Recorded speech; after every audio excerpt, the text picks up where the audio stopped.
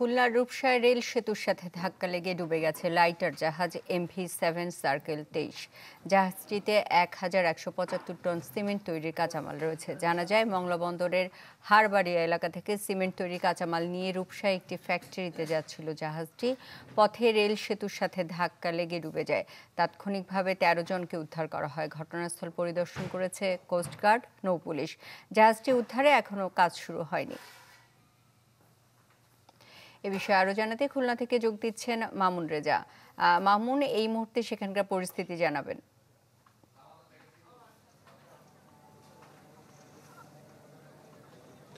সুস্মিতা, জাহাজটি এখনো পর্যন্ত উদ্ধার কার্যক্রম শুরু হয়নি। তবে জাহাজের যারা কর্মচারী রয়েছেন তারা দড়ি দিয়ে নোঙর মাটিতে তীরে মাটিতে নোঙর দিয়ে জাহাজটি বেঁধে রাখার জন্য কাজ করছেন। আর কর্মচারীরা জানিয়েছেন যে আগামীকাল থেকে হয়তো তারা উদ্ধার কার্যক্রম শুরু করতে পারেন। জাহাজ ডুবে যাওয়ার বিষয়টি কর্মচারীরা এরই মধ্যে জাহাজের মালিককে অবহিত করেছেন।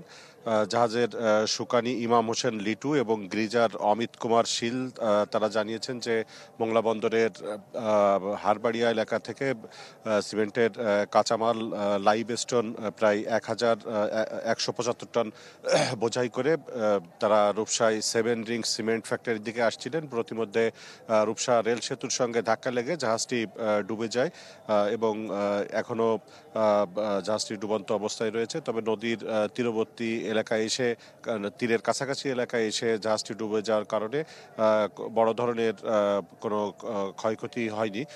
অর্থাৎ যে 13 জন ছিলেন তারা একটি ট্রলারে করে কেউ সাঁতরে তারা তীরে উঠতে সক্ষম হয়েছেন এবং নৌ পুলিশ, কোস্টগার্ড তারা এই জাহাজের যে উদ্ধার কার্যক্রম পরিচালিত হবে সেই বিষয়টি তারা তদারকি করছেন।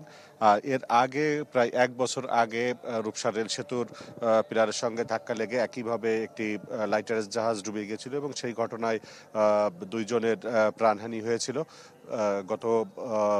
এর আগেও এ ধরনের দুর্ঘটনা ঘটেছে, বিশেষ করে রূপসা রেল সেতু এবং রূপসা সেতুর পিলারের সঙ্গে ধাক্কা লেগে মাঝে মধ্যেই লাইটারের জাহাজ ডুবে যাওয়ার ঘটনা ঘটে। সুস্মিতা। মামুন, আপনাকে ধন্যবাদ। খুলনা থেকে আমাদের সাথে যোগ দিয়েছিলেন মামুন রেজা।